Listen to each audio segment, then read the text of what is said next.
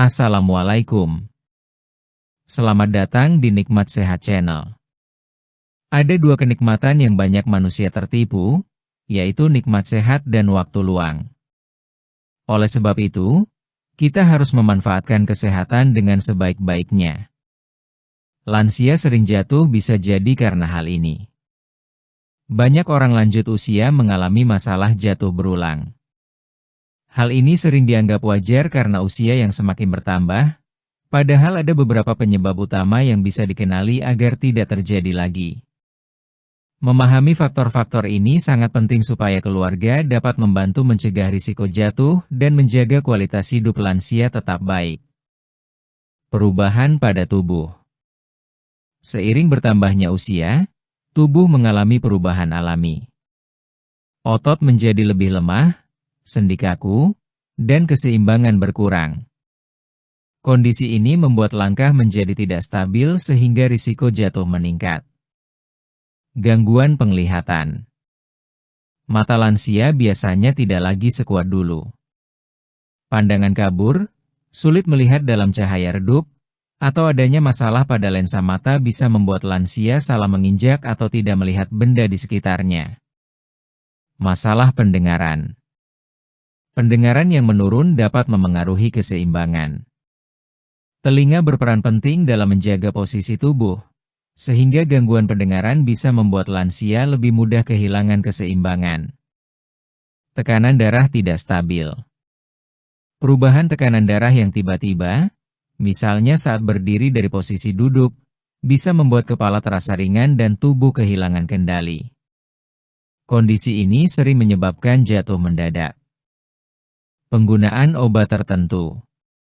Beberapa obat memiliki efek samping seperti pusing atau mengantuk. Jika dikonsumsi secara rutin, efek ini bisa meningkatkan risiko jatuh, terutama bila diminum tanpa pengawasan dokter. Lingkungan rumah. Rumah dengan pencahayaan kurang, lantai licin, karpet yang bergelombang, atau tangga tanpa pegangan dapat menjadi penyebab utama jatuh. Faktor lingkungan seringkali lebih berbahaya daripada kondisi tubuh itu sendiri. Kurang aktivitas fisik. Lansia yang jarang bergerak akan semakin lemah ototnya. Aktivitas sederhana seperti berjalan, senam ringan, atau peregangan bisa membantu menjaga kekuatan dan keseimbangan tubuh. Gangguan saraf. Beberapa lansia mengalami masalah pada saraf yang membuat gerakan menjadi lambat atau tidak terkoordinasi. Hal ini bisa menyebabkan langkah terseret dan akhirnya jatuh. Alat bantu yang tidak sesuai. Tongkat atau walker yang tidak pas ukurannya justru bisa membuat lansia lebih berisiko jatuh. Pemilihan alat bantu harus disesuaikan dengan kebutuhan dan kondisi tubuh. Cara mencegah jatuh pada lansia. Periksa kesehatan rutin, pemeriksaan mata, telinga, dan tekanan darah sangat membantu mendeteksi masalah lebih awal.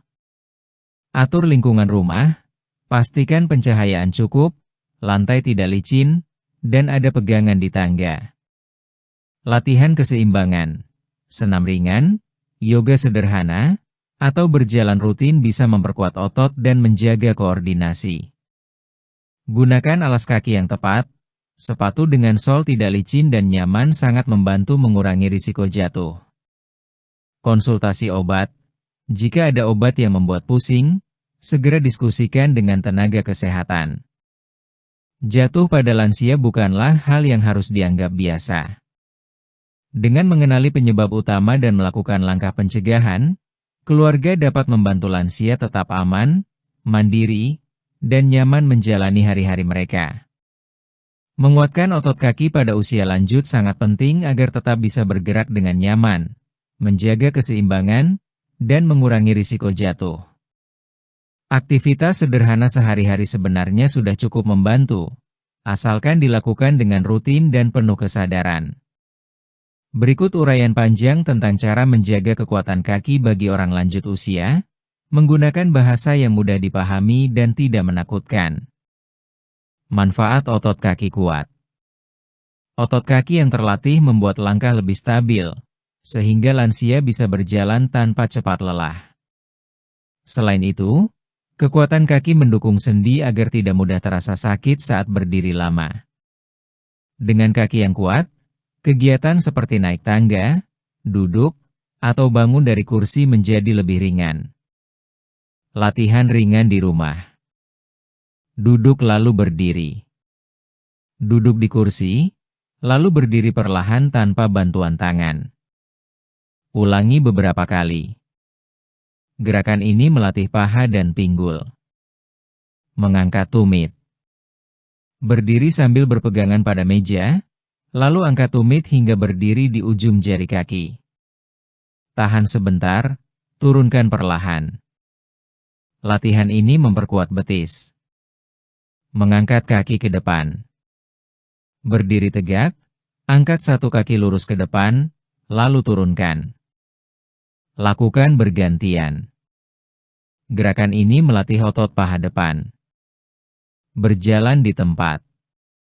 Angkat lutut bergantian seolah sedang berjalan di tempat. Gerakan sederhana ini membantu melatih otot paha dan pinggul.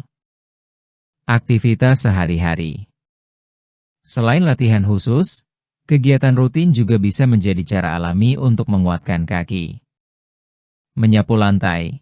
Gerakan maju mundur saat menyapu melatih otot paha dan betis. Menyiram tanaman. Berjalan kecil sambil membawa air melatih keseimbangan. Naik turun tangga. Jika aman, lakukan perlahan untuk melatih paha dan betis.